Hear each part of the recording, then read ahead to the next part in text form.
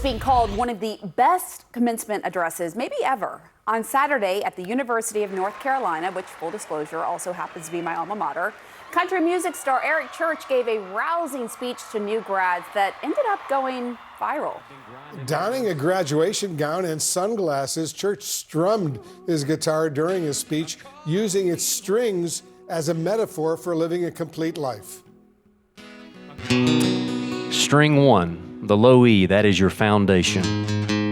The low E is the thickest string. It is the heaviest. Every chord a guitar can make rests on this string being in tune. Your faith is the low E of your life. String 2. String 2 is family. It gives a chord its body, its richness.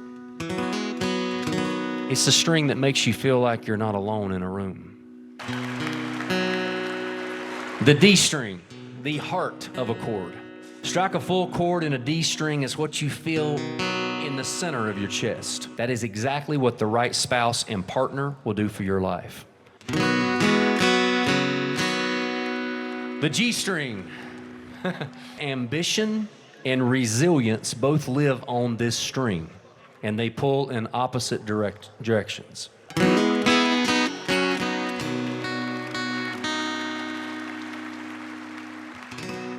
The B string is about community. Plant yourself somewhere.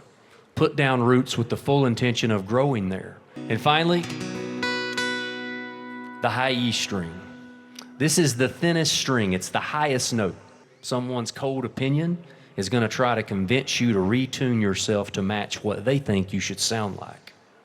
Do not let them touch your string. And joining us now, the Grammy-nominated artist Eric Church. Eric, thanks so much for being here. Thanks so much for this beautiful commencement address. Tell us, did you think your speech would receive the kind of attention it's been receiving? No, Wolf, I didn't think about that. I mean, in the moment, I have such respect and admiration as a born and bred Tar Heel for the university and the administration there, and just being a North Carolinian. I really was just thinking about the moment and being in that stadium and being in that environment and being with kids of that age in a tumultuous time in their life where the way I grew up is not the way that they grew up. And for me, it's interesting to look at now with what's happened with it, but I'll admit it was a creative approach to get the message out there, but the message is a foundational message that has been around for many generations. It was faith, it was family, it was spouse, it was community, it was ambition, resilience, and individuality. Mm-hmm. And these are things that I think in this day and time, kids don't really watch television anymore. They're streaming, or they're on YouTube, or they're on their phone, or they're gaming.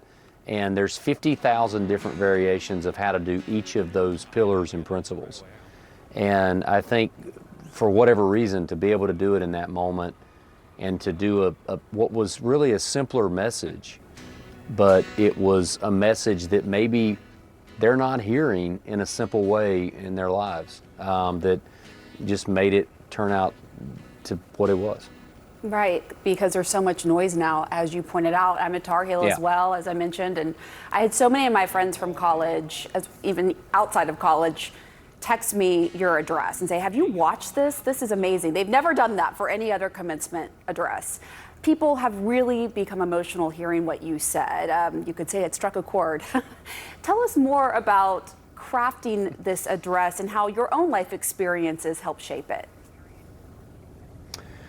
I think the crafting of it, so I've known that I was going to do this for about 8 or 9 months, and I agreed to do it. And I'm pretty comfortable when you give me a guitar, but I'm not as comfortable when it's something like a speech. So I had been working on it and grinding on it, and I just couldn't figure out how to do it. And in a fit of frustration one night, I threw what I was doing, and I grabbed the guitar to kind of soothe my soul, and I just strummed the G chord. I did 6 strings straight down, and it dawned on me that who am I kidding? I should I should do the speech like this. And then it became about building out 6 pillars. My wife was integral for helping with that. I said, hey, I've got this idea, and what if it's like this? And we started building out what the pillars were. And here's the thing about this that I've said to everyone since this has went, worldwide, is I know about these things because I am guilty of not doing what I'm telling you to do. There's many times in my life that a number of my strings have been out of tune. But I've also lived long enough that I've had moments in my life when they've been in tune. And the difference is unbelievable.